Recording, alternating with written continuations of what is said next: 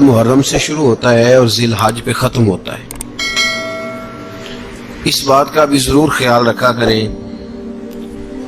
कि हमारा जो इस्लामी साल है उसका आगाज़ जनवरी से नहीं होता, उसका आगाज़ मुहर्रम से होता है और उसका इख्तिताम दिसंबर पे नहीं होता बल्कि उसका इख्तिताम जिलहज पे होता है। इस्लामी साल का आज पहला दिन है, यकम मुहर्रमुल हराम, अमीरुल मोमिनीन, खलीफतुल मुस्लिमीन, जानशीन मुस्तफ़ा, जबल इस्तकामत और रसूलुल्लाह के दीन का बहुत बड़ा सिपाही हजरत उमर फारूक रदी अल्लाह ताला अन्हु, जनाबे उमर का नाम सिर्फ काम नहीं, हजरत उमर का नाम इनकलाब बर्पा कर देता है। हजरत उमर का नाम कुफर के ऐवानों में जबर, जुल्म, शिर्क की वादियों में जब हजरत उमर का नाम भी लिया जाए तो बेईमान कांपना शुरू हो जाते हैं। हजरत उमर फारूक रदी अल्लाह ताला अन्हु, हजरत उमर मामूली शख्स नहीं, मामूली आदमी नहीं। कुछ लोग सदियों के बाद पैदा होते हैं और कुछ लोग ऐसे होते हैं जो एक ही बार पैदा होते हैं, उन जैसा दूसरा पैदा होता ही नहीं, दूसरा उन तरह का पैदा होता ही। हजरत उमर रज़ी अल्लाह ताला अन्हु जैसी शख्सियत पैदा ही नहीं होती दोबारा। सारे सहाबा दर रिसालत माब पे खुद आए। ये वो अजीम शख्स है जिसे अल्लाह के महबूब ने अल्लाह से मांग के लिया, कहा है अल्लाह ये मुझे दे दे, अल्लाह से मांग के लिया।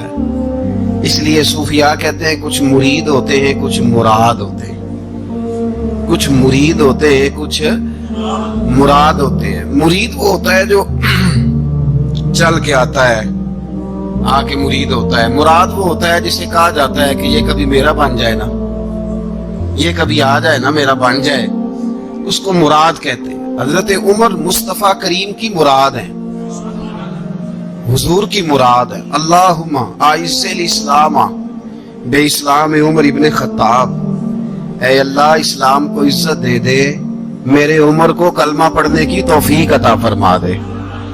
और कैसे दुआ मांगी? और यार हजरत उमर की तो इस फजीलत का कोई जवाब नहीं दे सकता। मेरे रसूल पाक अलैहिस्सलाम सबके लिए ही दुआ मांगते हैं ना, हुजूर की दुआ आम है, लेकिन मुस्तफा करीम ने काबे का गुलाफ थाम लिया और गुलाफ काबा को हुजूर ने सीने से लिपटाया और सीने से चिमटा के कहा, अल्लाह मैंने तो कभी सवाल ही पैदा नहीं किए, मैं करने आया हूं, मुझे उम्र दे दे, उम्र दे दे। हुजूर ने मांग के लिया। और फिर जब जिसको हुजूर मांगे अल्लाह से कि हजरत उमर रदी अल्लाह ताला अन्हु का आज यौम शहादत है, मेरा तो दिल करता था कि फजर से बातें शुरू हों और सारा दिन ही उमर की बातें होती रहे, सारा दिन जनाबे उमर की बातें, सारा दिन। इसलिए कि जिक्र जनाबे उमर का होगा पर राजी अल्लाह के रसूल होंगे सल्लल्लाहु, तो जाग के बैठे, खुश होके बैठे। हमारे यहाँ मनाया ही नहीं जाता, बाबे अल्लाह की ता साउन भादरों असू कता ते मुंडे जनवरी फरवरी। तो इस्लामी साल भी गया और वो तारीखें भी सारी गई। यकम मुहर्रम उम्मत मुस्लिमा के लिए बहुत बड़ा दिन है, बहुत बड़ा दिन। ये शहादत है हजरत उमर फारूक की रज़ी अल्लाह ताला। यहाँ छोटी छोटी बातों पे गवर्नमेंट छुट्टी करती फिरती है, छोटी छोटी बातों, इलेक्शन हो गया तो छुट्टी, फलां जगह पे थोड़ा सा किसी ने खबर दे दी कि कोई परेशानी है तो छुट्टी, फलां जगह जी हो गया तो छुट्टी, यहां तक के फलां वजीर साहब फलां इलाके में आएंगे तो सारे इलाके को छुट्टी। और अब तो इससे बड़ा हाल होने लगा है, अगर जिन लोगों की सिंध में हुकूमत है उनके लीडर का दिन आया तो उस दिन छुट्टी, और जिनकी पंजाब में हुकूमत है उनका दिन आया तो छुट्टी।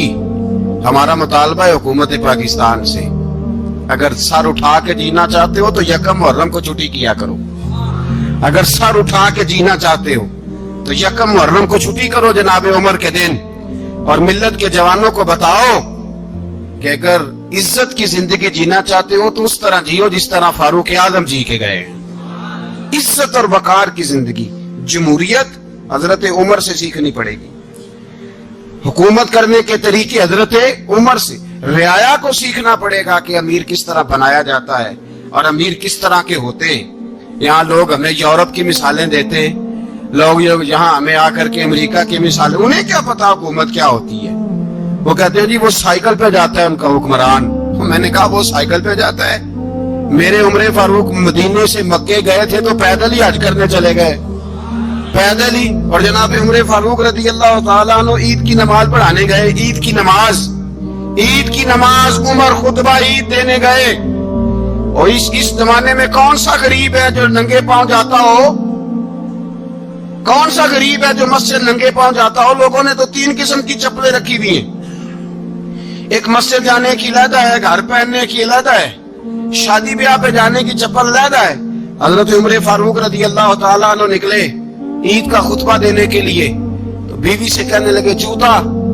اس نے کہا صاحب اتنی دفعہ ٹوٹا ہے اب کانٹا نہیں جا سکتا، اتنی دفعہ ٹوٹا ہے کہ اب دوبارہ پیماند نہیں لگ سکتے۔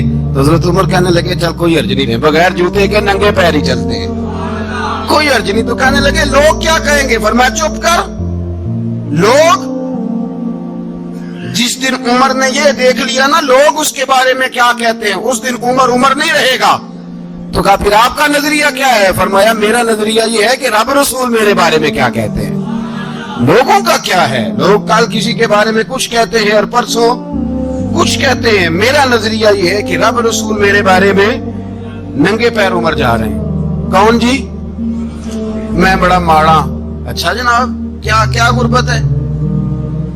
10 قسم کے جوڑے لٹکے ہوئے ہیں کمرے میں اور پہننے کی فرصت نہیں، سویرے کیا پہننا ہے شام کیا پہننا ہے، 15 سوٹ کٹھے استری ہو کے لانڈری والا بھیج رہا ہے، اور تو غریب ہے، تو بہت بڑا غریب ہے۔ اس لیے کہ غربت پیسوں کی وجہ سے نہیں ہوتی، غربت تو دل کی ہوتی ہے۔ تو واقعی بڑا غریب ہے اور تو غریب ہی رہے گا۔ امیر تو عمر فاروق تھے جو ننگے پاؤں چلے گئے عید کی نماز پڑھانے، تو رستے میں جو ملا کہنے لگا عمر جوتا تو پہن لو۔ فرمایا تمہیں عمر کا جوتا نہ پہننے کا نقص تو نظر آیا ہے، کوئی حرج نہیں۔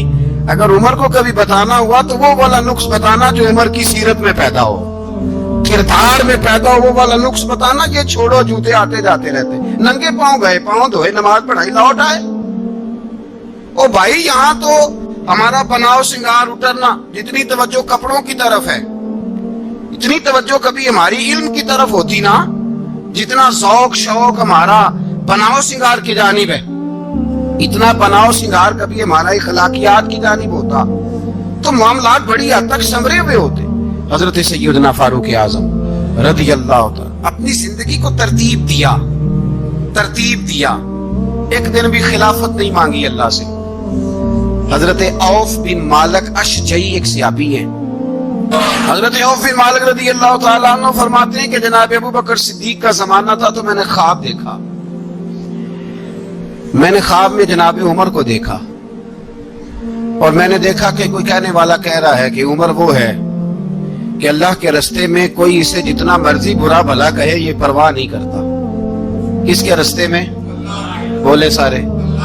اس کا مطلب ہے اللہ کے رستے میں لوگ برا بھلا بھی، قرآن مجید نے کہا وَلَا يَخَافُونَ لَوْمَةَ لَائِمٍ، کچھ لوگ ایسے ہیں جو برا بھلا کہنے والوں کی پرواہ نہیں کرتے۔ آپ یقین کریں اگر پرواہ شروع ہو جائے نا تو دین کا کام ختم ہو جائے، نہ کوئی تقریر کرے، نہ کوئی تدریس کرے، نہ کوئی پیری مریدی کرے، ختم ہو جائے اگر باتوں کی پرواہ ہو۔ لیکن وہ پرواہ، حضرت عوف بن مالک اشجعی کہتے ہیں میں نے خواب میں دیکھا کہ عمر وہ ہے جو کسی کی پرواہ، اور دوسری بات میں نے یہ دیکھی کہ عمر خلیفہ بنے گا، اور تیسری بات میں نے خواب میں یہ دیکھی کہ عمر شہید بھی کیا جائے گا، عمر شہید بھی ہوگا۔ یہ میں نے 3 باتیں خواب میں دیکھی۔ فرماتے ہیں میں نے آ کے خواب حضرت ابو بکر صدیق کو سنائی، وہ خلیفہ تھے۔ وہ کہنے لگے ٹھہر جا، میں عمر کو بلاتا ہوں، اس کے سامنے دوبارہ سنانا، اس کے سامنے۔ فرماتے ہیں میں نے بلایا، हजरत उमर फारूक को आके बैठे, ख्वाब शुरू हुआ। का एक बात तो मैंने ये देखी कि आप मलामत करने वाले की परवाह नहीं करते। दूसरा, आप खलीफा बनेंगे। जनाब उमर कहने लगे चुप कर, अबू बकर के सामने ही कह रहा है, चुप कर, खलीफा के सामने ही कह रहा है। तो अबू बकर सिद्दीक कहने लगे उमर इसे कहने दो, मुझे लगता है रब की रजा यही है कि मेरे बाद अगर मुस्तफा का मिंबर मिले तो उमर को मिले, इसे कहने दो, कहने दो। यार यहाँ तो लोग डींगे मारते हैं, यहाँ तो लोग दावे करते हैं, मेरे सामने फलाने को भी बिठाओ, फलाने को भी बिठाओ, उसको क्या पता, इसको क्या पता। ये तो बड़खे मारने का दौर है। हजरत उमर रदी अल्लाह ताला अन्हु को तीसरी बात कही। हजरत औफ बिन मालिक ने कहा आप शहीद किए जाएंगे, मैंने ख्वाब देखी है। नेक लोगों के ख्वाब बड़ी हद तक सच्चे होते हैं। कहा मैंने ख्वाब देखी है। तो हजरत उमर कहने लगे शहीद तो दलेर लोग होते हैं, शहीद तो दलेर, जिसे सारा जमाना दलेर कह रहा है वो अपने बारे में क्या कह रहे हैं। कहते हैं शहीद तो दलेर, मैं तो काहिल सा आदमी हूँ, सुस्त आदमी हूँ, मैं तो इतना काम ही नहीं करता। तो ये ख्वाब तुमने जो ठीक है देखा है ना, फिर से देखना। तो अबू बकर सिद्दीक फरमाने लगे आजिज़ी ना कर, इनकिसारी ना कर, तो जो कह रहा है ठीक कह रहा है, लेकिन मुझे सुन के शुक्र भी हुआ है और अफसोस भी हुआ है। अफसोस इस बात का कि तेरे जैसा बतले अजीम चला जाएगा, और शुक्र इस बात का कि रब तुझे जिंदगी भी एजाज वाली देगा, और शहादत की मौत दे के अल्लाह तुझे मौत भी इज्जत वाली अता फरमाएगा। अल्लाह मौत भी तुझे इज्जत वाली देगा, तुझे काहिलों जैसी मौत अल्लाह। हजरत फारूक आजम रज़ी अल्लाह, ओ भाई यहाँ तो इस जमाने का सबसे बड़ा मसला प्रोटोकॉल है। लोगों को पता होता है कामिल पीर है, कामिल मुर्शिद है, लोग नहीं जाते। मैं किसी का मुरीद हो जाऊं, मेरा प्रोटोकॉल किधर गया? पता होता है ये कामिल उस्ताद है, मैं इसके पास बैठूंगा तो मेरी तरबियत करेगा, लेकिन लोग शागिर्द नहीं बनते। मैं किधर गई? ये प्रोटोकॉल की मुसीबत है ना, इसने बड़े बड़े लोग जीरो कर दिए, बड़े बड़े लोग। और ये मत समझे कि आपका वजीर आजम प्रोटोकॉल लेता है या आपका सदर प्रोटोकॉल, वुज़ारा, ऐसी कोई बात नहीं। हम छोटे तबके से लेकर बड़े सारे प्रोटोकॉल के कायल हैं। हमारा तो दामाद भी कहता है कि मुझे पूछा नहीं मैं तुम्हारे घर क्यों आऊं। हमारा तो भाई हर शख्स ऐलान करता है प्रोटोकॉल का, फलाने ने इज्जत नहीं दी तो वापस आ जाओ, फलाने ने सलूट नहीं किया तो वापस आ जाओ। लोग जहां सलूट करना चाहिए वहां भी सलूट कराने के कायल हैं। पर हजरत उमर रज़ी अल्लाह ताला, हजरत उमर की सादगी और फिर जनाब उमर की आजिज़ी, जब इंसान अपने ऊपर सवार कर लेता है ना, सवार कर लेता है, मैं बदकार पुराना खादम, किसे दर मिली नी ढोई, इते वासफ यार ने नजर जो की थी ते वासफ वासफ ही। मैं अक्सर सोचता हूँ हुजूर ने जहां भी कहा ना, फरमाया मेरे बाद नबी होते तो खताब के बेटे उमर होते। हुजूर ने फरमाया उमर जिस रास्ते से जाता है शैतान वो रास्ता बदल जाता है। नबी पाक सल्लल्लाहु अलैहि वसल्लम ने फरमाया मेरा उमर वो है कि इसकी जुबान पर हक जारी है। हुजूर अलैहिस्सलाम ने फरमाया 950 साल हजरत जिब्रील मेरे उमर की शान बयान करें तो इनकी अजमत खत्म नहीं होती। 950 साल जिब्रील अजमत बयान करे तो खत्म नहीं होती। ये बात है हजरत उमर की।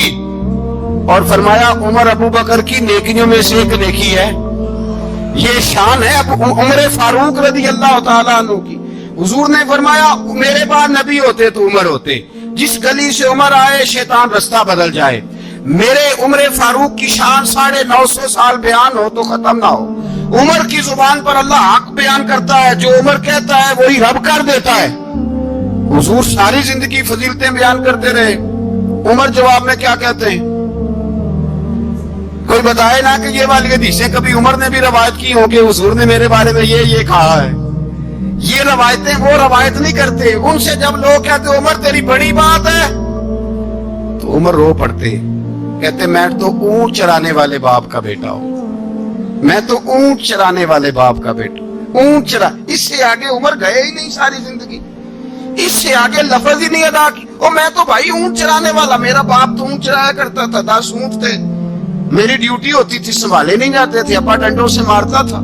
सारी जिंदगी उम्र हाज करने गए, एक खुश्क तना खजूर का عمر فاروق رضی اللہ تعالیٰ عنہ نے اس کو اپنے کلاوے میں لیا، رونے لگے۔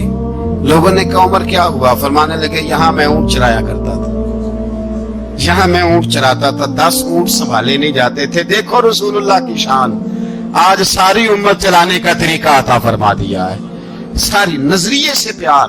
یار پیسہ کس کو برا لگتا ہے؟ آپ جس آدمی کی 50 کروڑ کی پراپرٹی ہے اس کو پوچھیں سب سے غریب، آپ کو وہی نظر آئے گا۔ وہ کہے گا میں ٹائٹ ہوں، حالات بڑے۔ میں کئی بار پوچھے انہوں نے، میں کہتا ترجمہ بھی 10 چھوڑو کی، ہمیں تو سمجھ نہیں آتی اور ٹائٹ حالات کون سے ہوتے ہیں جی؟ جس آدمی کا کروڑوں میں کاروبار ہے نا، اس کو آپ چھیڑے وہ رونے لگ جائے گا، رونے۔ تو کئی میں نے ایسے دیکھے ہیں کرائے کا مکان ہے، ان سے پوچھے صاحب کیا حال ہے، تو کہتے ہیں جتنی اللہ نے شان والی زندگی ہمیں عطا کی ہے کسی کو نہیں دی ہوئی۔ اس کا مطلب ہے خوشی بھی یہی ہے اور غم بھی یہی ہے، اندر سے خوشی ہے، اندر سے ہی۔ تُنے اگر راضی رہنا ہے تو ادھر سے رہنا ہے، ناراض رہنا ہے تو بس اپنے آپ کو خوش رکھے گا تو ہو جائے گا۔ سارے صحابہ مل کے آئے، کہنے لگے عمر فاروق سے کہنا ہے نبی پاک کے زمانے میں تو ظاہراً غربت تھی، ابو بکر کے دور میں بھی غربت تھی، اب تو بڑا مال ہے۔ عمر سے سفارش کرو کہ عمر نیا کرتا پہنا کرے۔ ملکوں کے سفیر آتے ہیں، عمر وہی پھٹی پرانی چادر اوڑھ کے اور وہی کئی جگہ پہ پیبند لگے سوٹ پہن کے سفیروں کے سامنے بیٹھ جاتا ہے۔ عمر کو مشورہ دو، طے ہو گئی بات۔ سب نے جب مشورہ دے لیا تو سارے کہنے لگے یہ بتاؤ شیر کی مونچھ کو ہاتھ کون لگائے گا؟ کہنا کس نے ہے؟ بندہ بھی تو ڈھونڈو نا۔ نے کہا جناب میرا یہ خیال ہے کہ مولا علی شیر خدا کہیں گے، کیونکہ جس شخص کی عمر کو سب سے زیادہ حیا کرتے دیکھا وہ شیر خدا مولا علی ہے رضی اللہ تعالی علی کہیں گے۔ اس لیے کہ جناب علی تو کئی دفعہ جب گفتگو کرتے تھے تو حضرت عمر چپ کر جاتے تھے اور فرماتے تھے علی نہ ہوتا تو میں ہلاک ہو جاتا۔ تو کہا علی سے کہو۔ جناب علی شیر خدا کو بلایا، کس کام کے لیے؟ جی اللہ اکبر۔ یہ ذرا آپ نے اس دور پہ اس بات کو ذرا لاکھا جناب ان سے کہیں کہ زیادہ نہیں، ایک کرتا نیا پہن لے، سفیر آتے ہیں وزیر آتے ہیں تو ایک کرتا نیا پہن لے۔ حضرت علی کو بلایا، فرمانے لگے کوئی اور بات ہوتی تو میں کہہ دیتا، یہ والی میں نہیں کہہ سکتا۔ کوئی اور ہوتی تو میں عمر کو کئی دفعہ کہہ دیتا ہوں، جلال میں بھی تو سن، یہ والی میں نہیں کہہ سکتا۔ میں تمہیں ایک مشورہ دیتا ہوں۔ کہا وہ کیا؟ کہنے لگے سیدہ عائشہ صدیقہ سے کہو، وہ مومنوں کی ماں ہیں، عمر ٹالے گا نہیں۔ اماں جی سے جا کے کہا اماں جی نیا کرتا عمر سے کہیں پہن لے، وزیر آتے ہیں بڑے بڑے لوگ تو چلو کوئی حرج نہیں۔ اماں جی نے کہا اچھا کوئی بات نہیں میں بلا لیتی ہوں۔ جناب عائشہ نے پیغام بھیجا، جب خادم نے کہا نا مصطفیٰ کے گھر سے پیغام آیا ہے تو 20 لوگ بیٹھے تھے، عمر کانپتے ہوئے اٹھے، کانپتے دوڑے۔ حضرت عائشہ پردے میں تھی تو فرماتی ہیں عمر اتحیات کی حالت میں بیٹھ گئے۔ کہا اماں جی دیر تو نہیں ہو گئی مجھے آنے میں؟ کہا نہیں ٹائم پہ آ گئے ہو۔ کس لیے بلایا تھا؟ کہا عمر دیکھو غربت کے معاملات اور ہوتے ہیں، جب اللہ آسانی دے تو کوئی چیز استعمال کرنا حرام نہیں ہوتی، اگر حرام ہے تو بتاؤ۔ کہا نہیں اماں جی حلال ہی ہے۔ تو فرمایا پھر اتنے سفیر آتے ہیں مشیر آتے ہیں، اب تو مال غنیمت بڑا آتا ہے، ڈھیر لگ جاتے ہیں مسجد میں، تو چل ایک نیا کرتا تم بھی پہن لیا کرو، اور آپ نیا کرتا پہنو گے تو دھاک بیٹھے گی غیروں پر۔ تو صحابہ کا مشورہ ہے کہ آپ نیا لباس پہنے۔ اماں جی کہتی ہے میں نے حکم دیا تو عمر چپ کر گئے، گردن جھک گئی۔ تھوڑی دیر کے بعد سیدنا عمر فاروق نے سر اٹھایا تو داڑھی پہ آنسو گر رہے تھے، رو پڑے، کہنے لگے پاک محبوب کی پاک بیوی جیسے حکم کرتی ہو میں حاضر ہوں، پر مجھے وہ والا لباس پہنانا جو میرے مصطفیٰ نے پسند فرمایا ہے۔ اگر یہ رنگ رسول پاک کا ہے تو میں حاضر ہوں، اور اگر نبی پاک کا نہیں تو پھر جیسے آپ حکم کریں۔ جناب عائشہ کہتی ہے عمر روئے تو میں زیادہ روئی، میرا پلو بھیگ گیا آنسوؤں سے۔ میں نے کہا عمر آپ جائیے۔ عمر یوں نکلے تو جو صحابہ کھڑے تھے وہ کونے میں تھے، سارے آ گئے۔ کہا اماں جی کیا بناؤ؟ فرمایا بھائی تم سب جو باتیں کہتے ہو وہ اپنی جگہ ٹھیک ہیں، پر عمر جو بات کرتا ہے وہ سب سے زیادہ ٹھیک ہے۔ عمر جس پہلو پر بات کرتا ہے وہ یار ایسی آجزی، ایسا رنگ، ایسا انداز، ایسا طرز حیات، ایسی زندگی. اولاد کے معاملے میں لوگ بزدل ہو جاتے ہیں، بزدل. پر حضرت عمر کا بیٹا مصر گیا، وہاں سے کمائی کر کے لایا، تجارت کرنے گیا، لاکھوں کا مال. کون سا باپ ہے دنیا میں جس کا بیٹا باہر سے پیسے لے کے آئے تو ابا تفصیل پوچھے کہ بیٹا کہاں سے کمائے، کہاں سے لایا، کتنے ملے، کیوں آئے؟ کون سا باپ تفصیل پوچھتا ہے؟ ابا تو کہتا ہے لا صحیح، اور تعریفیں کرتا ہے میرا بیٹا بڑی کمائی کرتا ہے. کبھی پوچھا ہے اس سے کہ ڈیوٹی صحیح دیتا ہے کہ نہیں؟ کبھی پوچھا ہے کہ تو ایمانداری کی روزی لاتا ہے کہ حرام کی کماتا ہے؟ یہ باپ کی ذمہ داری ہے، یہ اماں کی ذمہ داری ہے. پھر کہتا ہے بیماری کیسے آ گئی، پریشانی کیسے آ گئی؟ تو نے کبھی سوال کیا اپنی اولاد سے؟ حضرت عمر فاروق رضی اللہ تعالیٰ عنہ کا بیٹا مصر سے پیسے کما کے لایا تو جناب عمر نے بلایا، فرمایا بیٹے اتنی تو تیرے پاس راس ہی نہیں تھی، تھوڑے سے تو پیسے لے کے گیا تھا، اتنی کمائی کیسے ہو گئی؟ اتنے تو پیسے نہیں تھے صاحب، کہاں سے کمائی لائے؟ اس نے کہا ابا جی وہ جو میرے چچا ہے نا مصر کے گورنر، آپ کے دوست، انہوں نے میری مدد کی ہے. فرمایا جتنے لوگ گئے تھے سب کی ہے مدد اس نے؟ کہا نہیں صرف میری کی. فرمایا تیری کیوں کی؟ تیری کیوں کی؟ کہا حضور آپ کے دوست ہیں. فرمایا چپ کر حضور انہوں نے مجھے اتنے پیسے دیے، میں نے کاروبار میں ڈالے تو نفع آیا تو میں ان کی رقم دے کے. فرمایا خاموش ہو جا، باقی جتنے لوگ گئے تھے سب کی مدد کی اس نے؟ کہا نہیں حضور صرف میری کی. فرمایا اس نے تیری مدد نہیں کی، اس نے خلیفہ کے بیٹے کی مدد کی، اس لیے کہ وہ خلیفہ کو اپنے حق میں نرم کر سکے. فرمایا آدھا مال تیرا ہے، آدھا مال غنیمت کا ہے، مال خزانہ کا ہے، مسلمانوں کا ہے، اس لیے کہ تو جو وہاں سے مال کما کے لایا ہے وہ اپنے باپ کے خلیفہ ہونے کی وجہ سے کما کے لایا ہے، لہذا رکھ ادھر. یہاں کہتے ہیں کدھر سے آیا، کیسے آیا، کون سا حساب دیں، کیا کریں؟ او بھائی حضرت عمر رضی اللہ تعالیٰ عنہ کا اپنی اولاد کے بارے میں یہ رنگ ہے. ایک جنگ سے نا خوشبو آئی، خوشبو بڑی مہنگی ہوتی تھی، عرب میں خوشبو آج بھی بڑی مہنگی ہے، وہ زیادہ استعمال کرتے ہیں. میری باتوں کی سمجھ آ رہی ہے میرے بھائی؟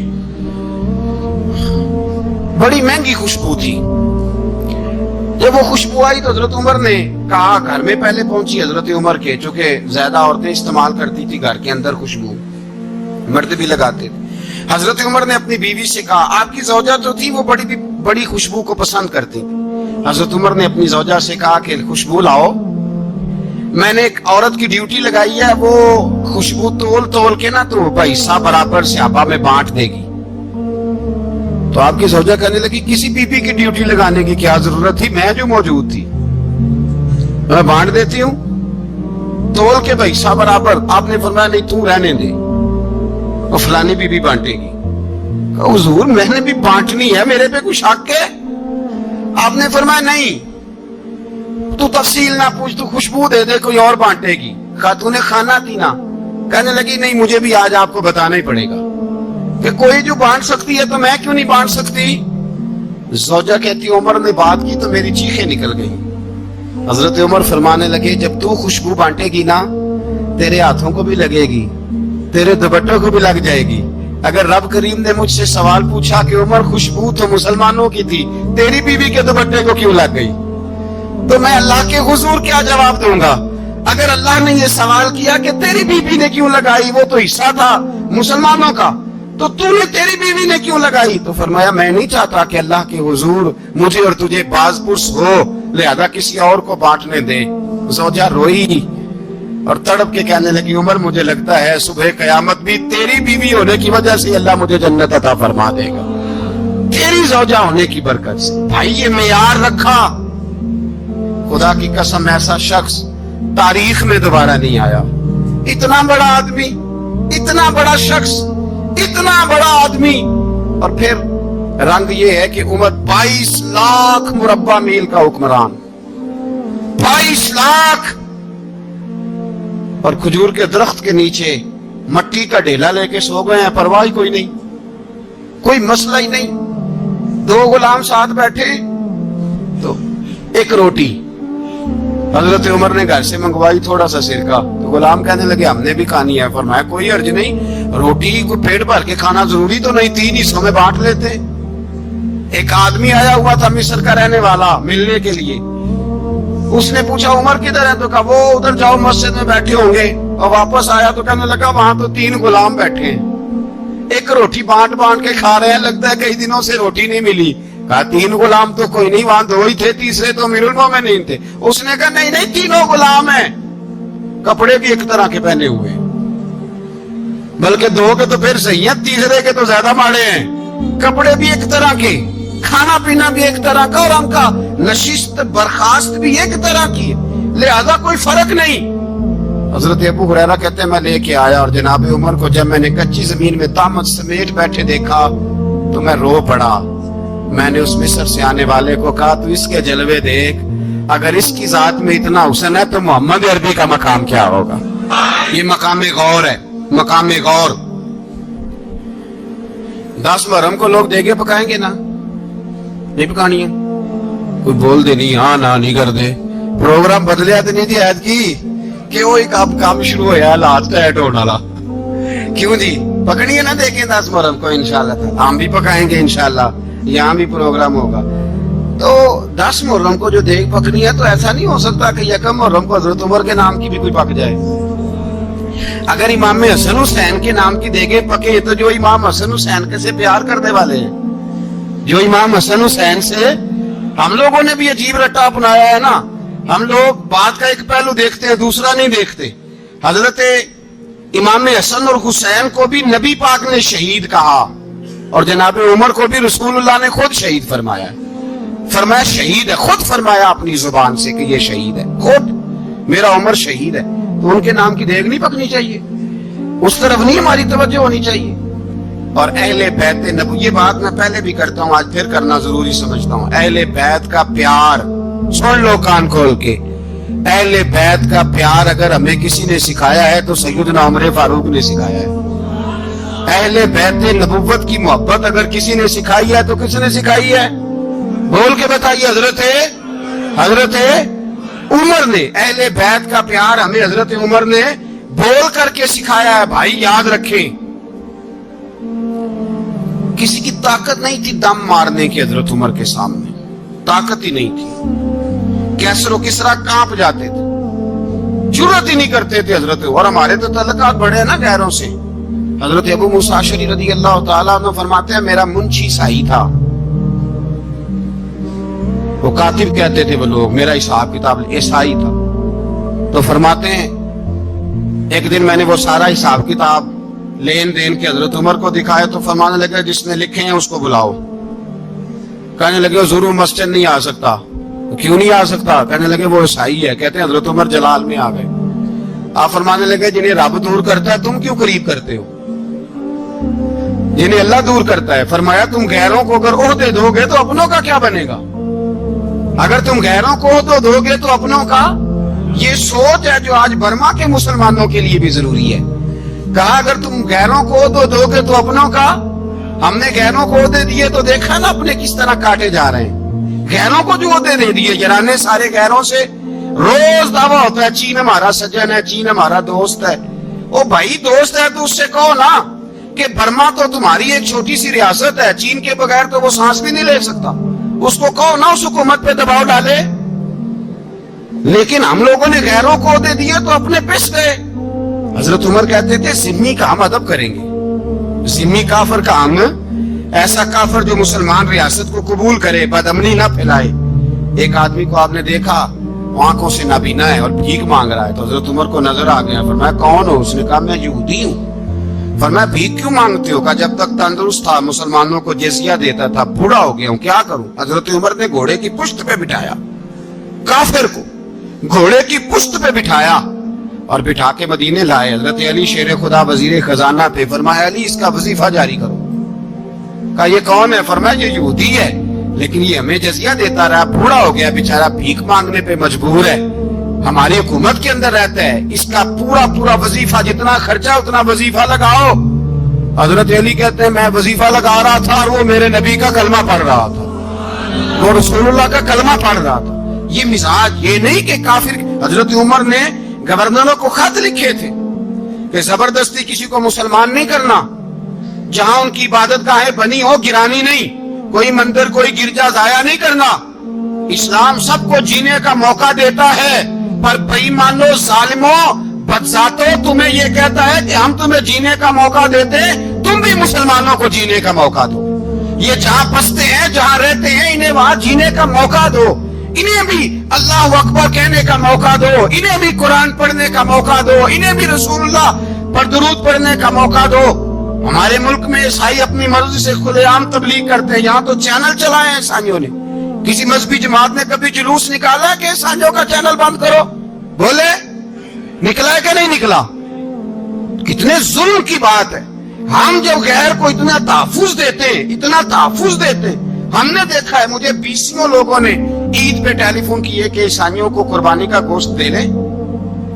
مجبور ہیں جی، دروازے پہ آ گئے ہیں، ہمارے کام کاج کرتے ہیں. 20 لوگ، عام آدمی کے دل میں ان کا اتنا جذبہ ہے. وہ مسائل کا بیان کرنے ایک علیحدہ بات، لیکن ہمارے دل کافر کے حق میں بھی نرم ہو جاتے ہیں. تم کس قدر زیادہ بے ایمان ہو اور کفر کس قدر زیادہ ذلیل ہو گیا ہے کہ مسلمان کے حق میں نرم ہوتا ہی نہیں. اور اس سے بڑے ذلیل وہ ہیں جو ان ذلیلوں کے سپورٹر ہیں. وہ کسی عرب ملک کے حکمران ہو یا کسی اور جگہ کے، وہ بڑے ذلیل ہیں جو ان ذلیلوں کے سپورٹر ہیں، جو برما کی بچیوں کے قتل پر اپنی حکومتیں چمکا رہے ہیں. انہیں شرم نہیں آتی.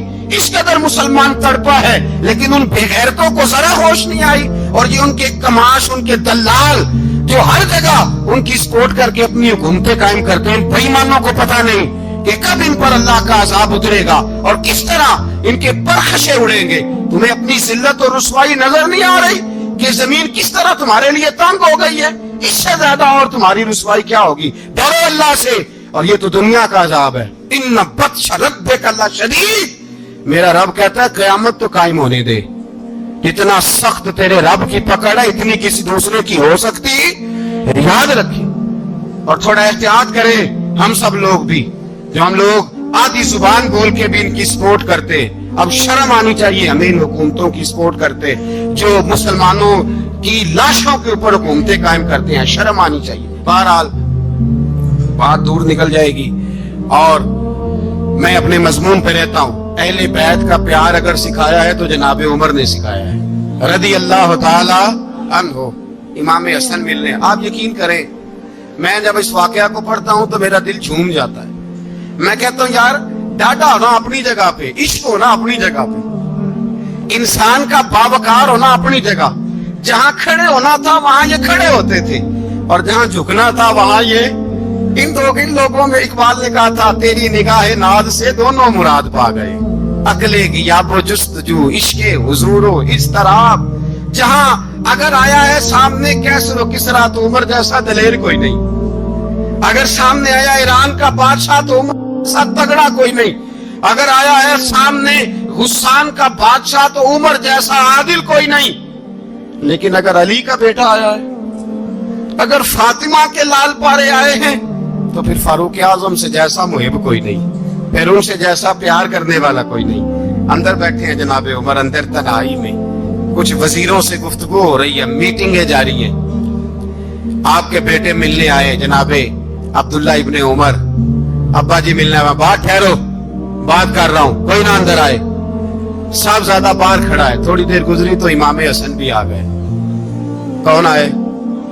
آپ کو جو ملے گا امام صاحب کا نام لینے سے، وہ سردار ہیں جنتی. کون آئے؟ سارے بولیے.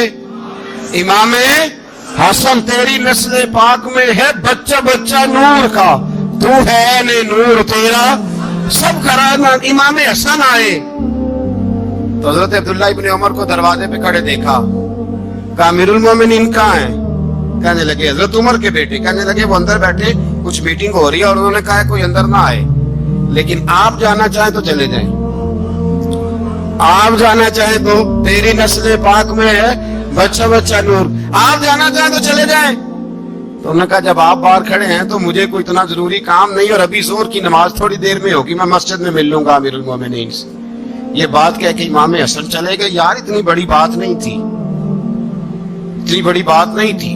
تو میرے استادوں کا بیٹا بھی آئے تو کہا ٹھیک ہے جی وہ سوئے ہوئے ہیں، تو کوئی غرض نہیں یار، میں ٹھہر کے آ جاؤں گا. کوئی بڑی بات نہیں تھی، دیکھا جائے تو بڑی بات نہیں تھی، پر بات بہت بڑی تھی اس لیے کہ یہ خالی حسن نہیں، یہ حسن ابن علی ہے.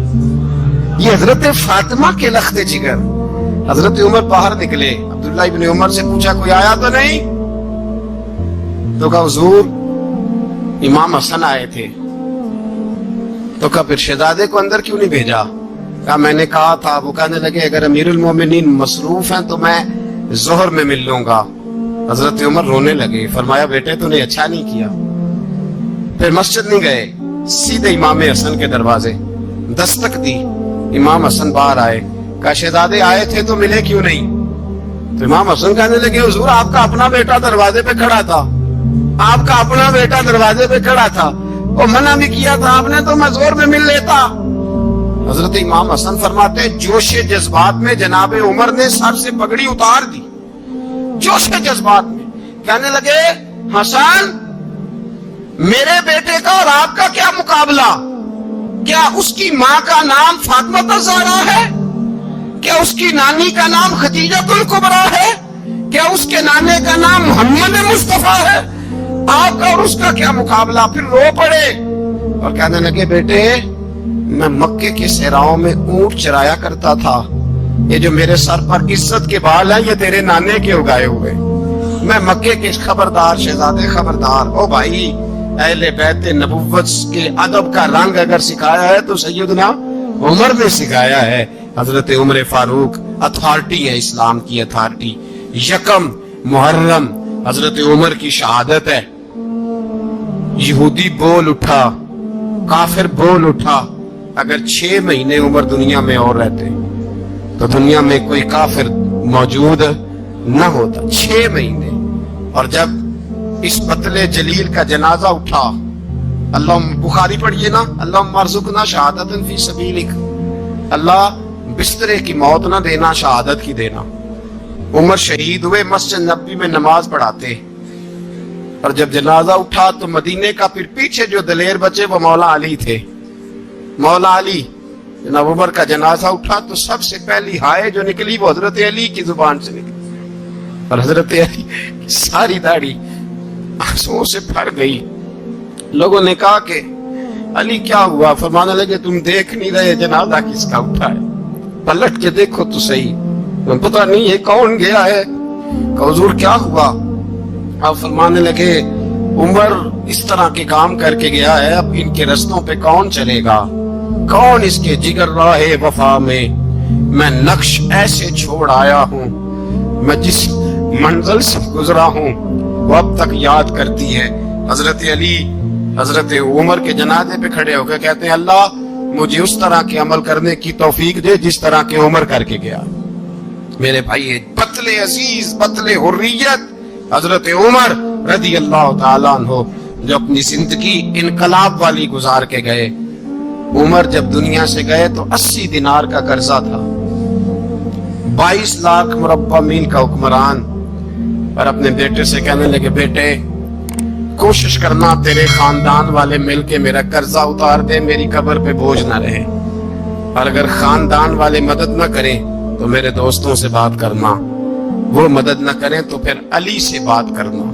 ان کا پیار آپس میں اتنا, اور تو اختلاف ثابت کر رہا ہے. 80 دینار کا قرضہ چھوڑ کر حضرت عمر دنیا سے گئے, اور جاتی دفعہ کہہ گئے میرے بعد میرے بچوں کو حکومت کے مشورے میں بھی شامل نہ کرنا, حکومت کے مشورے میں بھی میری اولاد شامل نہ ہو. اتنا بڑا شخص اتنا بڑا رنگ دے کے یکم محرم کو جب عمر فاروق کا وصال ہوا تو بیٹے سے کہنے لگے اماں عائشہ سے جا کے کہو میرا بھی نبی پاک کے روزے میں دفن ہونے کو دل کرتا ہے. ایک قبر کی جگہ ہے اماں جی نے اپنے لیے رکھی ہے, بخاری ہے بخاری. حضرت عائشہ کے پاس صاحبزادے گئے, کہنے لگے اماں جی عمر کو زخم لگ گیا ہے, حالت بڑی پریشانی والی ہے. وہ کہتے ہیں اگر اماں اجازت دے. سید عائشہ رو پڑی, فرمانے لگی کہ اپنی قبر کی جگہ تو نہیں نہ کسی کو دیتا. پر عمر نے کمال ہی بڑا کیا, اسے کہو جاؤ گنبد خضرا میں قیامت تک جو مصطفیٰ پہ اور ابو بکر پہ سلام پڑھے گا وہ تجھ پہ بھی سلام پڑھ کے جائے گا, جاؤ میں نے جگہ دی. اعلیٰ حضرت فاضل بریلوی رحمت اللہ علیہ فرماتے ہیں وہ عمر جس کے آداب شہدہ شکر, اس خدا دوست حضرت پہ لاکھوں سلام, اس خدا دوست حضرت پہ. آپ یقین کریں منبر پہ بیٹھا ہوں، حضرت عمر کا جب نام لیتا ہوں تو میرے وجود کے رونگٹے کھڑے ہو جاتے ہیں۔ حضرت عمر کی زندگی جب پڑھتا ہوں تو لگتا ہے خدایا ایسے شخص بھی دنیا میں آئے، ایسے لوگ۔ عزیز دوستو، بزرگوں اور بھائیوں، امیر المومنین، خلیفۃ المسلمین، مراد مصطفیٰ صلی اللہ تعالی علیہ وسلم، حضرت سیدنا عمر فاروق رضی اللہ تعالیٰ عنہ کو 26 ذی الحج کو زخم لگا تھا، قاتلانہ حملہ آپ پر کیا گیا تھا، اور یکم محرم الحرام کو اسلام کے اس بطل جلیل، اس قائد، اس لیڈر اور دنیا اسلام پر اپنی سیرت کے انمٹ نقوش چھوڑنے والے اس خوبصورت انسان نے دنیا سے پردہ فرمایا۔ حضرت عمر فاروق رضی اللہ تعالیٰ عنہ ان لوگوں میں سے ہیں جو ابن الوقت نہیں ہوتے، ابو الوقت ہوتے ہیں، جو وقت کے مطابق نہیں بدلتے بلکہ وقت کو اپنے مطابق بدل دیا کرتے ہیں۔ یہ وہ لوگ تھے کہ دین ان کا اوڑھنا بچھونا تھا، ان کا چلنا پھرنا دین تھا، ان کا ہنسنا اور رونا دین تھا۔ انہیں علم الیقین سے لے کر عین الیقین تک ایک خاص مقام اللہ نے عطا کر دیا تھا، تو بس پھر یہ سمجھ گئے تھے کہ دین ہی زندگی ہے، دین ہی روح ہے، اور دین ہی ہماری اصل ہے۔ نبی کریم صلی اللہ تعالی علیہ وسلم نے فرمایا کہ میں نے خواب دیکھا ہے، کچھ لوگوں کو میں نے قمیضیں پہنے ہوئے دیکھا، کچھ کی قمیضیں ناف تک تھی، کچھ کی پیٹ تک تھی، اور کچھ کی گھٹنوں تک تھی۔ عمر میں نے تمہیں بھی دیکھا ہے، تمہاری قمیض تو پیروں سے ٹکرا رہی تھی۔ تو حضرت عمر کہنے لگے حضور خواب کوئی دیکھتا ہے، تعبیر کوئی بتاتا ہے، پر یہاں کمال یہ ہے کہ خواب بھی آپ نے بتایا ہے، تعبیر بھی آپ ہی بتائیں گے۔ حضور پھر بتا دیں اس خواب کی تعبیر کیا ہے؟ تو حضور نے فرمایا تعبیر یہ ہے کہ کسی کا دین ناف تک، کسی کا گھٹنوں تک، کسی کا پیٹ تک، اور عمر تو سارا ہی دین میں لپٹا ہوا ہے، تو سارا ہی دیندار ہے، سارا ہی۔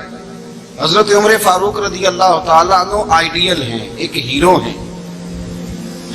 ان کی زندگی کے درجنوں پہلو ہیں، ہر سال ہم ایک پہلو بیان کر دیتے ہیں، کبھی عدل و انصاف پہ بات کر لیتے ہیں، کبھی نظام حکومت پر۔ ان کی زندگی کا ایک پہلو آج بھی ہماری گفتگو کا عنوان رہے گا، پر حضرت عمر کا مرتبہ اور مقام یہ ہے کہ نبی کریم علیہ السلام نے فرمایا کہ جبریل امین 950 سال میرے عمر کی شان بیان کرے تو عمر کی شان ختم نہیں ہوتی۔ 950 سال اگر حضرت جبریل بھی بیان کریں تو یہ مقام ہے سیدنا فاروق اعظم کا۔ اللہ تبارک و تعالیٰ نے جس طرح سارے نبیوں میں شان حضور کو عطا فرمائی، اسی طرح تمام نبیوں کے حواریوں میں سب سے زیادہ شان حضور کے غلاموں کو عطا فرمائی۔ قرآن مجید میں اللہ کریم نے فرمایا یا ایھا الذین آمنوا قوا انفسکم واہلیکم نارا، فرمایا اے ایمان والو خود بھی جہنم کی آگ سے بچو اور اپنے گھر والوں کو بھی دوزخ کی آگ سے بچاؤ۔ خود بھی بچو اور اپنے گھر والوں کو بھی۔ ہماری ساری نصیحتیں باہر والوں کے لیے، باہر ہمیں بہت بڑا لیکچر بھی دینا پڑے تو چلتا ہے، بہت بڑی داستان سرائی بھی کرنی پڑے تو چلتی ہے۔ سٹیٹس اور معیار یہ ہے کہ سارا کچھ باہر والوں کے لیے، اور گھر کے وہ پھول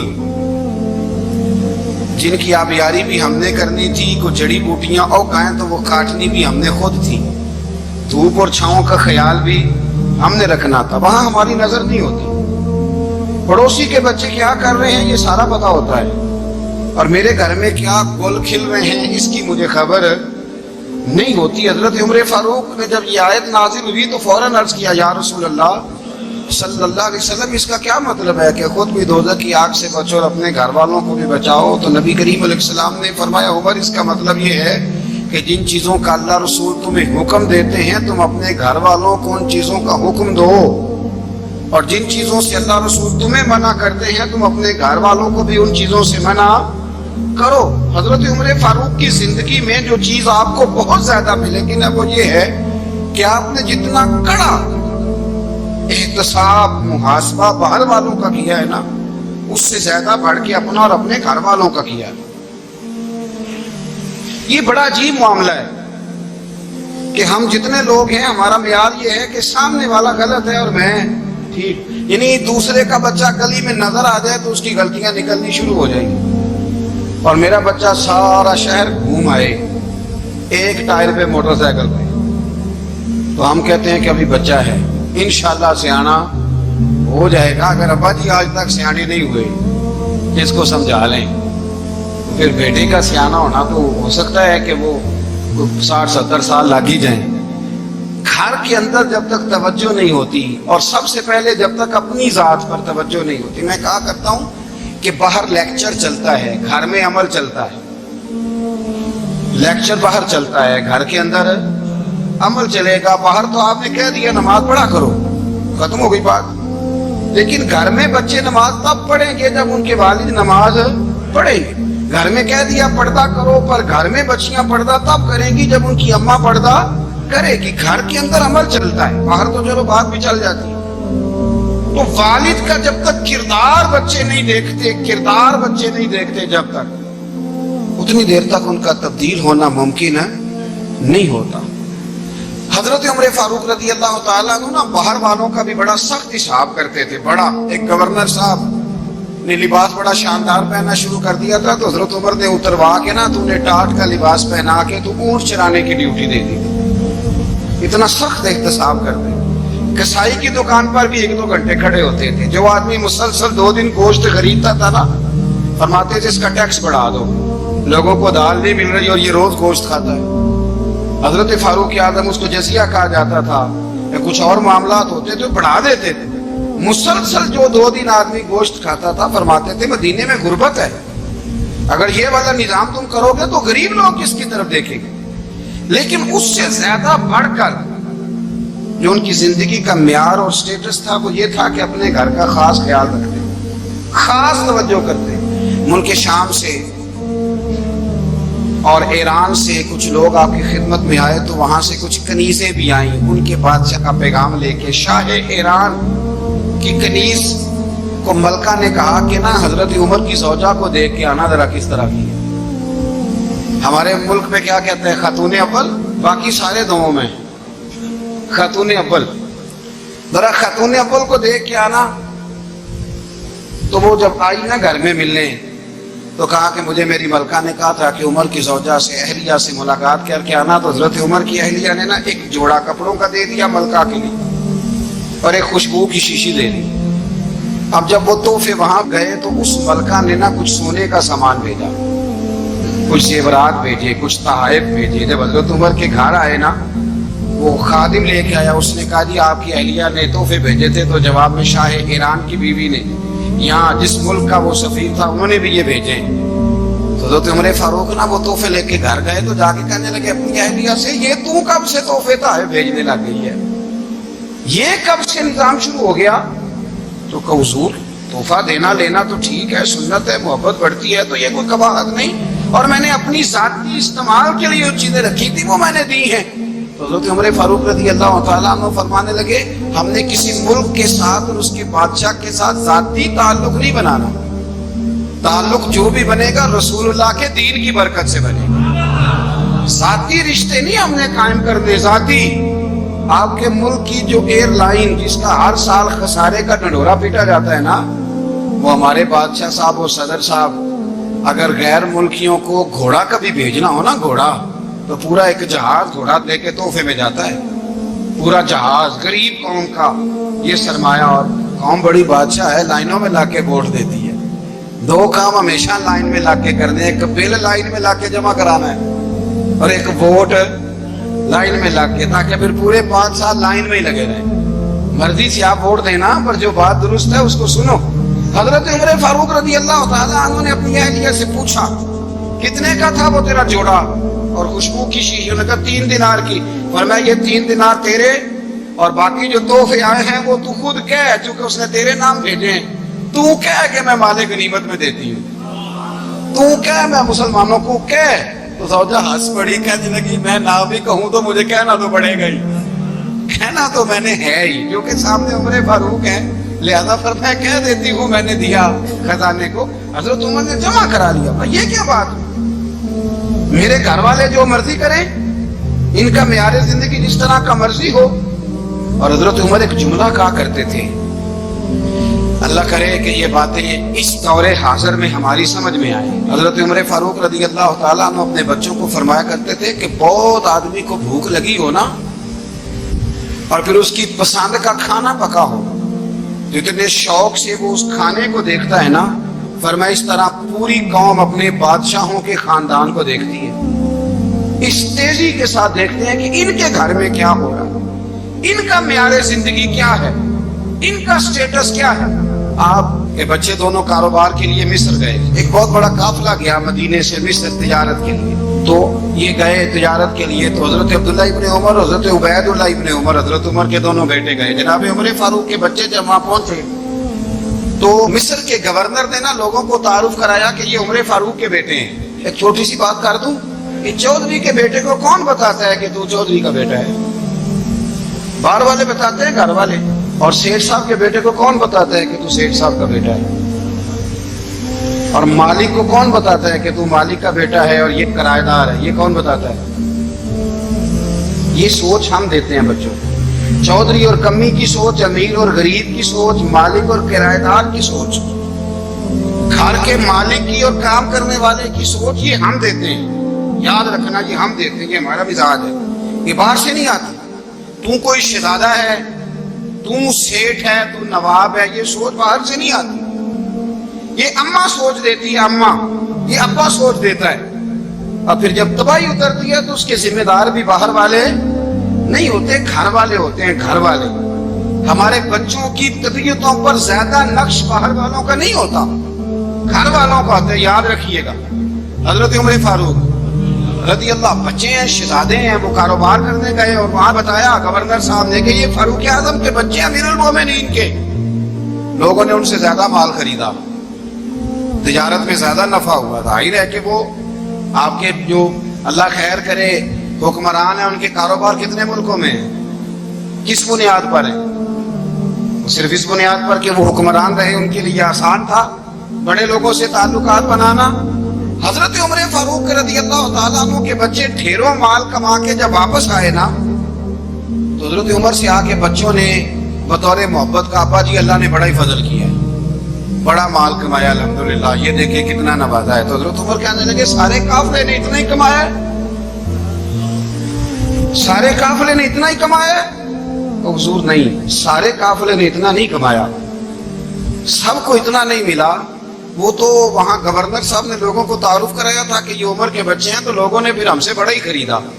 تو حضرت عمر فرمانے لگے ٹھیک ہو گیا، میں بات سمجھ گیا، اس طرح کرو، جو تمہاری اصل زر تھی نا، جو راز تھی، وہ رکھ لو، اور باقی سارا مال مال خزانہ میں جمع کرا دو، اس لیے کہ یہ تم نے تجارت نہیں کی، یہ تم نے اپنے باپ کا نام بیچا ہے، یہ تم نے امیر المومنین کے بیٹے ہونے کا فائدہ اٹھایا ہے۔ فرمایا یہ تمہارا نہیں حق، یہ مسلمانوں کا ہے، اس لیے کہ یہ مال تم نے محنت سے نہیں کمایا، یہ باپ کی کرسی کا فائدہ اٹھایا ہے۔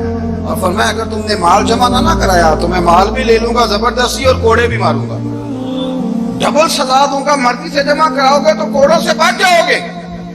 بڑے بیٹے نے تو جمع کرا دیا، تو چھوٹا تھوڑا پریشان ہوا، تو حضرت عبداللہ ابن عمر چھوٹے بھائی کا ماتھا چوم کے کہنے لگے بیٹے چپ کر کے جمع کرا، یہاں بھی فخر کر کے ہم عمر کے بیٹے ہیں، اور قیامت میں بھی فخر کریں گے کہ ہم فاروق اعظم کے بیٹے ہیں۔ یہاں بھی ناز کریں گے اور وہاں بھی ناز کریں گے کہ عمر کے بچے ہیں، ہمارے باپ نے خود بھی حلال ہی کھایا ہے، اور جب ہماری کمانے کی باری آئی ہے تو ہمیں حکم بھی حلال کھانے کا دیا۔ بھائی ہمارا مزاج نہیں، بچہ جب لے کے آتا ہے 2 لاکھ روپیہ تو کبھی پوچھے کہاں سے آیا ہے؟ جب وہ پہلے دن غلط دوستوں کے پاس جا کے بیٹھتا ہے تو کبھی نکالا گھر سے اسے؟ یہ بہت سارے خمیازے ہمیں اس لیے بھگتنے پڑتے ہیں کہ ہم ابتدا میں سوراخ بند نہیں کرتے، جب اس میں شکاف پڑ جاتا ہے، سیلاب آتا ہے تو ہمیں ہوش آتی ہے۔ حضرت عمر نے اپنے گھر میں نگرانی رکھی، کڑی نگرانی۔ زیادہ نماز گھر میں پڑھتے تھے حضرت عمر، نفلی نمازیں زیادہ کیوں بلا؟ میرے اصحاب مجھے حکم دیتے تھے کہ فرض نماز کے علاوہ نمازیں گھر میں پڑھنا، بچوں کو عادت پڑے گی، ذوق پیدا ہوگا، ان کو پتہ چلے گا کہ ہمارے گھر میں 5 وقت کوئی اور کام بھی ہوتا ہے۔ بھائی یاد رکھیں کہ آپ نے اگر سجدہ کرنا ہے تو بچہ لیٹ جائے گا، اسے پتہ کوئی نہیں سجدہ کیا ہے، لیکن جب گھر میں کبھی قرآن ابا جی کھول لینا، میں اکثر کہتا ہوں جب ابا جی کا موڈ بن جائے نا لیکچر دینے کا، وہ گھر میں شروع ہو جاتے ہیں، کہتے ہیں آپ لوگ نماز نہیں پڑھتے اس لیے میرے کاروبار میں برکت کوئی نہیں، تم اس میرے قرآن پاک نہیں کھولتے تو میں تباہ ہو گیا۔ تو میاں آپ نے کب گھر میں قرآن پاک کھولا تھا؟ آپ نے کب نماز پڑھی؟ آپ نے کب گھر کے اندر اللہ رسول کا ذکر کیا تھا؟ آپ نے کب حدیث چھیڑی؟ آپ نے بھی تو گھر کے اندر جب بھی آپ آئے ہیں تو آپ نے وہی کچھ کیا ہے جو دنیا دار کرتے ہیں۔ آپ بھی تو اپنا موبائل لے کے الگ کونے میں بیٹھ گئے، آپ نے بھی تو کہا ہے کہ اب تمہارے چینل ختم، اب میری مرضی والا چلے گا۔ تو جو آپ نے کیا ہے بچے بھی وہی کام کریں گے۔ آپ نے بھی گپ شپ لگائی ہے تو وہ بھی لگا رہے ہیں۔ یہ سمجھ لیں جو کام آپ کریں گے آپ اپنے بچوں کی سیرت میں اس کا جلوہ دیکھ لیں گے۔ بڑی پکی سی بات ہے کہ آپ کو بچے کی عادتیں دیکھ کے سمجھ آ جائے گی کہ میں بھی یہی کرتا تھا اور یہ بھی۔ حضرت عمر فاروق رضی اللہ تعالیٰ عنہ وصال فرما گئے تو آپ کے وصال کے بعد حضرت عثمان غنی رضی اللہ تعالیٰ عنہ نے آپ کی ایک بیوہ سے نکاح کیا، حضرت عمر کی ایک بیوہ سے۔ جب وہ آپ کے نکاح میں آئی تو کہنے لگی حضرت عثمان غنی سے کہ حضور نہ تو میں خوبصورت ہوں اور نہ میں جوان ہوں، نہ آپ کی کوئی خدمت کر سکتی، میرے ساتھ نکاح کرنا سمجھ میں نہیں آیا۔ کیا شاندار جواب دیا حضرت عثمان غنی نے، کیا خوبصورت جواب دیا۔ فرمانے لگے میں نے اس لیے نکاح نہیں کیا کہ مجھے تمہارے حسن سے دلچسپی تھی یا تمہاری خدمت کی ضرورت تھی، میں نے تو اس لیے نکاح کیا ہے کہ مجھے بتاؤ عمر فاروق گھر کے اندر اپنے رب کی عبادت کس طرح کرتے تھے، وہ قرآن پاک کس طرح پڑھتے تھے، وہ رویا کیسے کرتے تھے، استغفار کا طریقہ کیا، کس وقت کس انداز میں وہ اپنے رب کو یاد کرتے تھے۔ اس لیے کہ عمر کئی دفعہ گھر سے آتا تھا تو میں اس کے چہرے پر نور دیکھا کرتا تھا، میں روشنی دیکھتا تھا، ایک معیار دیکھتا تھا۔ نکاح اس لیے کیا ہے کہ مجھے عمر کی جو گھر کے اندر کی عبادت ہے اس سے آگاہ کرو، تاکہ عثمان غنی بھی چاہتے ہیں اس طرح کے عمل کرو جس طرح کے عمر فاروق کر کے گئے ہیں۔ بھائی جب تک ہم اپنے گھر میں وہ توجہ نہیں دیں گے، وہ مزاج دیکھیں نا، ہمارے گھروں میں جب نقشہ پاس ہوتا ہے تو ٹی وی لان بھی اس میں ہوتا ہے، ڈرائنگ روم بھی ہوتا ہے، نماز کی جگہ بھی ہوتی ہے نقشے میں۔ صحابہ جب گھر بناتے تھے تو ایک مسجد بیت کا نقشہ پاس کرتے تھے، ذہن میں رکھتے تھے کہ یہ کونا نماز کے لیے، وہاں جوتے لے کے کوئی نہیں جائے گا، وہاں نماز پڑھی جاتی تھی، عورتیں وہاں اعتکاف کرتی تھی۔ ٹی وی لان تو آ گیا ہے اور گھر کے اندر ٹی وی رکھنے کے لیے تو ایک کمرہ الگ سے بنا دیا گیا ہے، اور اب جو نئے نقشے پاس ہو رہے ہیں اس کے اندر گھروں کے اندر جگہ بنائی گئی ہے جہاں کمپیوٹر رکھے جائیں، اور بچوں کے لیے وائرنگ ہوگی نیچے تاکہ انہیں کوئی مشکل درپیش نہ ہو۔ یہ ساری چیزیں ہم نے نہانے کے لیے گھروں کے اندر اتنے بڑے واش روم بنائے ہیں کہ لگتا یہ ہے کہ سوائے نہانے کے اور کام ہی نہیں کوئی گھر میں ہوگا، ہر چیز آ گئی۔ اور اللہ کرے کوئی تفسیر بھی ٹیبل پہ پڑی نظر آئے، کوئی حدیث کی کتاب بھی ٹیبل پہ پڑی نظر آئے۔ اللہ کرے کہ جس طرح ابا لطیفہ سن کے آتا ہے تو جب تک سنا نہ لے اسے ہضم نہیں ہوتا، اللہ کرے کہ وہ جمعے میں بیان سن کے جائے تو اس کا بھی دل کرے میں اپنے بچوں کو سناؤں، وہ نبی پاک کی کوئی حدیث کہیں سے سنے تو گھر جا کے سنائے۔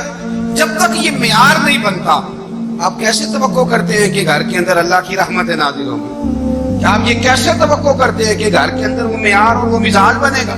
حضرت عمر فاروق نے ذاتی زندگی پر جو توجہ دی، گھر والوں کے معیار پر جو توجہ دی حضرت عمر فاروق رضی اللہ تعالیٰ عنہ نے، وہ بھی بڑی دیدنی ہے۔ حضرت ابو موسیٰ اشعری کو نا آپ نے وزیر خزانہ بنایا تھا، تو حضرت ابو موسیٰ اشعری کہتے ہیں کہ حضرت عمر کو شیخ خزانے میں رہنے تو دیتے نہیں تھے۔ ایک دن میں صفائی کر رہا تھا اس کمرے کی جس میں خزانہ رہتا تھا۔ ہمارے تو ملک میں جو جاتا ہے وہ صفائی کر کے ہی جاتا ہے، اللہ خیر کرے۔ اور خیر معیار بدلتا ہے، جو پچھلی حکومت ہوتی ہے وہ قرضہ اٹھاتی ہے، وہ باہر سے جاتی ہے تو قرضہ لے کے آتی ہے، اور جو نہیں آتی ہے وہ کہتی ہے ہمیں پیکج مل گیا ہے، وہ قرضہ نہیں اٹھاتے۔ ان کو کیا ملتا ہے؟ یعنی پچھلی نے قرضہ لیا تھا اور ہم نے، واہ جی واہ کیا خوبصورت انداز ہے، اس کا نام بدل کے نا انہوں نے قرضہ لیا تھا اور ہم نے، میں کہا بڑے شاندار سیانے بندے ہو گئے۔ حضرت سیدنا ابو موسیٰ اشعری کہتے ہیں کہ میں نے نا مال غنیمت کی صفائی کی تو 1 دینار مجھے نا کہیں پڑا ہوا مل گیا، تو فرماتے ہمیں اجازت ہوتی تھی کہ 1 دینار ہم اپنی مرضی سے کہیں خرچ کر سکتے تھے۔ اگر آپ ناراض نہ ہوں تو ہمارے ہاں جب چیئرمین صاحب، ناظم صاحب ٹھیکے دیتے ہیں تو ٹھیکیدار ان کا چھوٹا بھائی ہوتا ہے یا چچا کا بیٹا ہوتا ہے یا خالہ کا بیٹا ہوتا ہے، وہ خود ناظم ہوتے ہیں اور ان کا چھوٹا بھائی ٹھیکیدار ہوتا ہے، یعنی وہ نا سارا کچھ گھر کے اندر ہی رہتا ہے، گھر کے اندر ایک پیسہ دیتا ہے، دوسرا واپس اس کو واپس کر دیتا ہے، گھر کے اندر ہی۔ اب تو خیر ہمارے لوگ سمجھدار ہو گئے، ایک بندہ ایک سیاسی جماعت میں ہوتا ہے، دوسرا دوسری میں، اور تیسرا جس کی بھی حکومت آئی حکومت تو ہماری رہے گی نا، ایک بندہ تو ہے نا اس جماعت میں۔ یہ اچھا لوگوں نے ایک طریقہ نکالا۔ تو حضرت عمر کے بیٹے گزر رہا تھا تو حضرت ابو موسیٰ اشعری کہتے ہیں میں نے صفائی کی تو 1 دینار نکلا، تو میں نے وہ 1 دینار نا حضرت عمر کے بیٹے کو دے دیا۔ میں نے کہا لو بیٹا اپنے چچا کی طرف سے تحفہ۔ وہ گھر جا کے انہوں نے حضرت عمر کو بتایا کہ چچا نے پیسے دیے، چھوٹے بچے تھے۔ حضرت عمر نے حضرت ابو موسیٰ اشعری کو بلا لیا اور بلا کے فرمانے لگے میں تو تمہیں اپنا دوست جانتا تھا اور تم نے میری اولاد کو ہی دنیا دار بنانا شروع کر دیا، میرے بچوں کو ہی تم نے دنیا دار پیسوں پہ لگانا شروع کر دیا، میں تو تمہیں یار سمجھتا تھا۔ فرمایا تمہیں چاہیے تھا میرے بیٹے کو نصیحت کرتے کہ بیٹا پیسوں سے رب راضی نہیں ہوتا، اس کی رضا والے کام کیے جائیں تو رب راضی ہوتا ہے۔ اور فرمایا تمہیں کوئی اور گھر نہیں ملا تھا تباہ کرنے کے لیے، میرا ہی گھر ملا تھا، اٹھاؤ اپنا دینار اور خبردار آج کے بعد میرے بچوں کے ساتھ یہ والی نیکی نہ کرنا۔ اور ہمارا کیا سٹیٹس ہے؟ دوستی ہے ہی اس سے جو تحفے زیادہ دے، جو بچوں کو خراب کرنے میں مدد زیادہ کرے، اس کے ساتھ کرا۔ حضرت عمر نے گھر پہ اور سب سے بڑھ کر اپنی ذات پہ توجہ کی۔ حضرت ابو مالک رضی اللہ تعالیٰ عنہ کہتے ہیں میں عمر کے پیچھے پیچھے ایک باغ میں گیا، اکثر اس باغ میں جایا کرتے تھے، اور عمر جا کے نا تو درخت کے نیچے بیٹھ گئے اور فرمانے لگے او امیر المومنین اللہ سے ڈر جاؤ، ورنہ جس رب نے حکومت دی ہے وہ عذاب بھی بڑھا دے گا، ڈر جا رب سے۔ کبھی ساری زندگی حضرت عمر نے اپنا کوئی تعارف نہیں کرایا، کبھی نہیں۔ ایک بندے نے آپ کے سامنے تعریف کر دی آپ کی تو فرمانے لگے تو خود بھی ہلاک ہوا اور مجھے بھی ہلاک کر دیے، کیا ضرورت پڑی ہے میری تعریفیں کرنے کی؟ اتنی دیر میری تعریف میں لگائی، اللہ کا ذکر کرتا رب تجھے ثواب دیتا، حضور پہ درود پڑھتا تو رب تیرے اوپر رحمتیں نازل کرتا، کس چکر میں ہے؟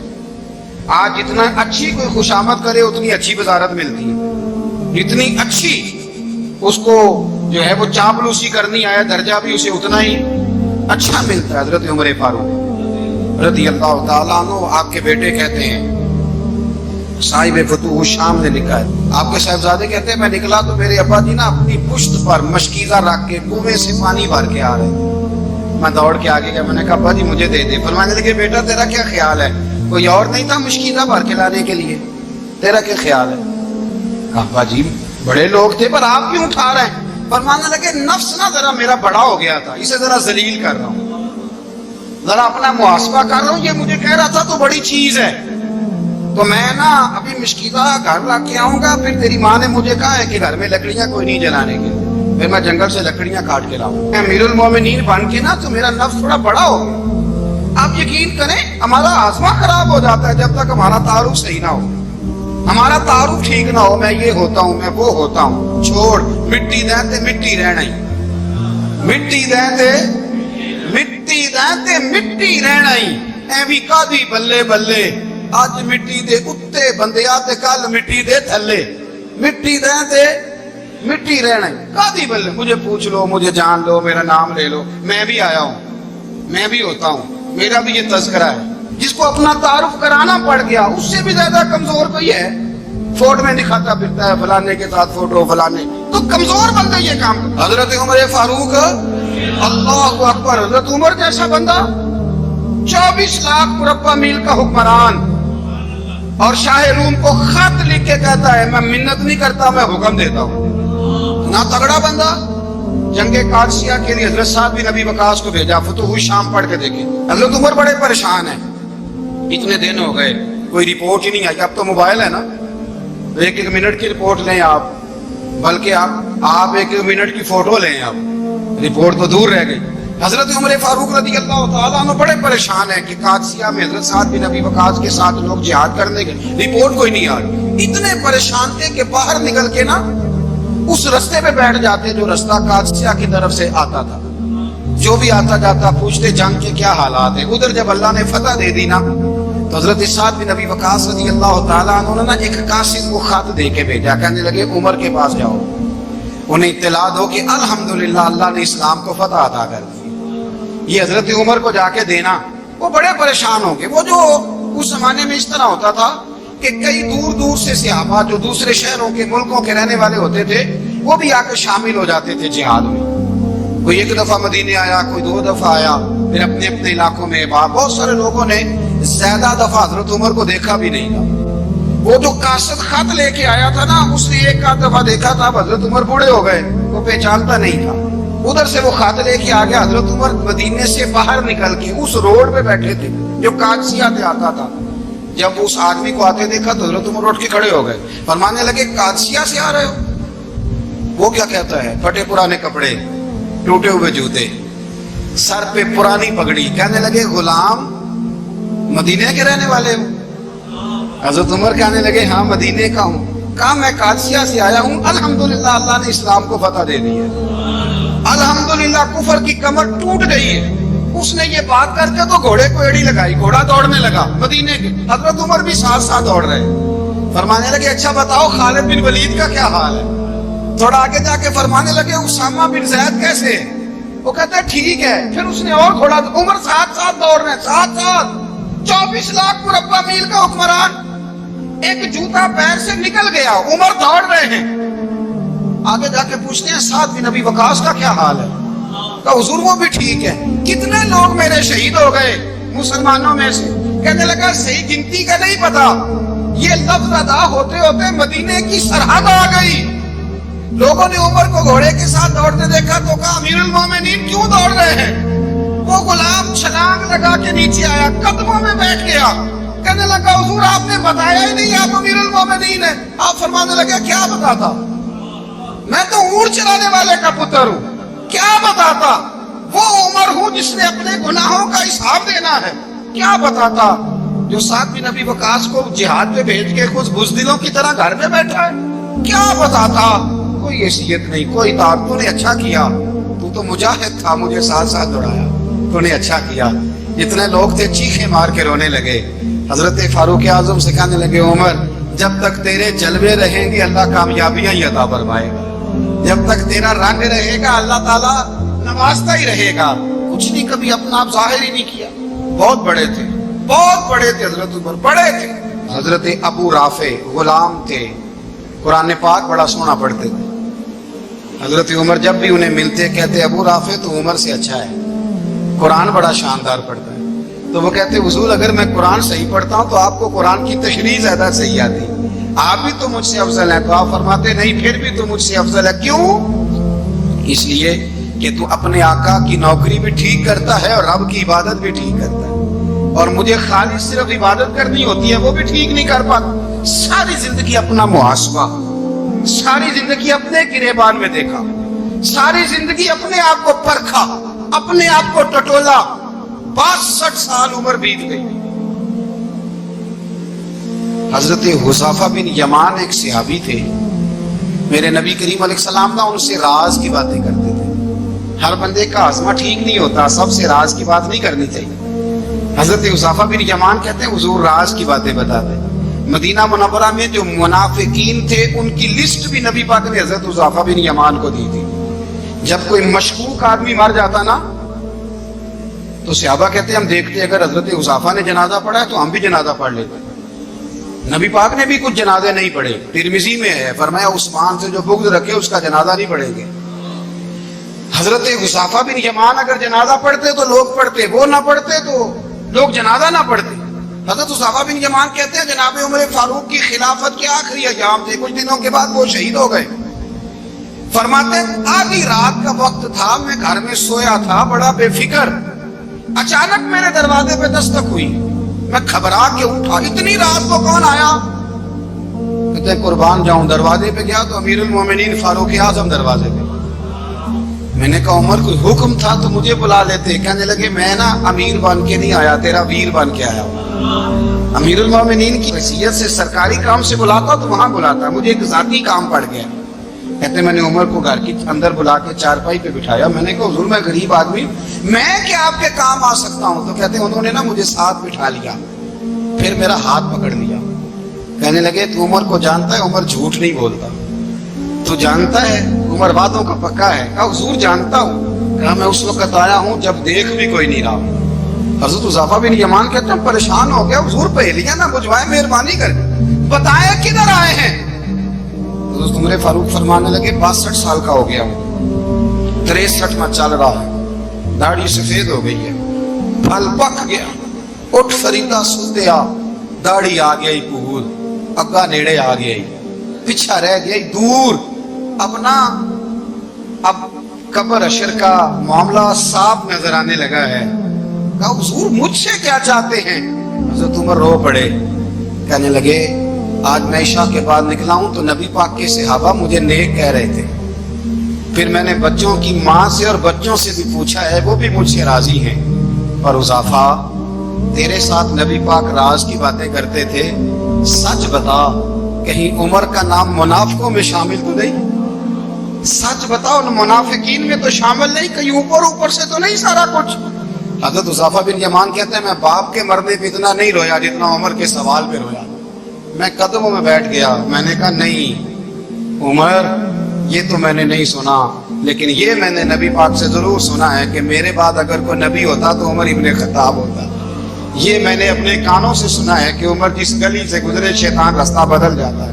یہ میں نے اپنے کانوں سے سنا ہے کہ 950 سال حضرت جبریل جناب عمر کی شان بیان کریں تو پھر بھی بیان نہیں ہو سکتا. یہ میں نے ضرور سنا. دوستو ساری زندگی حضرت عمر نے اگر دوسروں کا محاسبہ کیا تو اپنا اور اپنے بچوں کا بھی کڑا خیال رکھا, اپنی ذات پر بڑی توجہ دی. جو لوگ اپنا بھول جاتے ہیں نا, ہمیں اپنی صحت کا بڑا خیال ہے لیکن اپنی روحانی زندگی کا کوئی خیال نہیں ہے, قلبی زندگی کا کوئی تصور نہیں ہے. آپ یقین کریں موٹا آدمی کمزور ہونے کے لیے جدوجہد کر رہا ہے, کمزور طاقتور ہونے کے لیے, لیکن جس کو کتنے دن بیت گئے اللہ رسول کی یاد میں رویا ہی نہیں, کتنے دن بیت گئے نہ سننے کو دل ہی نہیں چاہا, جسے مہینوں بیت گئے اور قرآن پاک کی طرف نظر ہی نہیں گئی, وہ فکر مند ہی نہیں. زندگی زندہ دلی کا نام ہے, مردہ دل کیا خاک جیا کرتے ہیں. بھائی حضرت عمر کی زندگی دور حاضر میں ہمیں یہ سبق دیتی ہے کہ کڑی نگرانی رکھو اپنے پودوں کی, کڑا خیال رکھو اپنے ذاتی باغ کا, اور یہ جو تمہارے دل کی دنیا ہے یہ تمہاری روح کی زندگی ہے, اس کا محاسبہ کرتے رہو. نبی کریم علیہ السلام نے فرمایا اپنا حساب خود کر لو قبل اس کے کہ تمہارا حساب کیا جائے. اپنا حساب, ہم ساری دنیا کا حساب کرتے پھرتے ہیں, کوئی کہاں سے کماتا ہے کہاں کھاتا ہے, پر اپنا حساب حضور نے فرمایا حساب کر لو قبل اس سے کہ تمہارا حساب. مولا علی فرماتے ہیں نماز پڑھ لو قبل اس کے کہ تمہاری نماز پڑھی جائے. اپنا محاسبہ کریں, تھوڑا سا نا اوپر دائیں بائیں دیکھنے کی بجائے تھوڑی سی گردن جھکا کے نا, درویش کہتے ہیں برے بندے نو میں لبن ٹریا تے جگ تے ملیا نہ کوئی, اپنے اندر چاہتی پائی تے میں تھوں برا نہ کوئی. تھوڑی سی نا, تھوڑی سی اپنی طرف توجہ دیں. ہم نا بے چین وقت گزار رہے ہیں, بے قرار ہیں, بے سکون ہیں. سبب یہ ہے کہ ہم نے نا اپنا حساب کرنا چھوڑ دیا ہے. حساب کرو گے, بے حساب تو بندہ روٹی کھا لے تو بیمار ہو جاتا ہے, اور اگر زندگی بے حساب گزرے, گناہوں کا حساب ہی نہ کیا جائے, تقوی کی طرف توجہ ہی نہ کی جائے,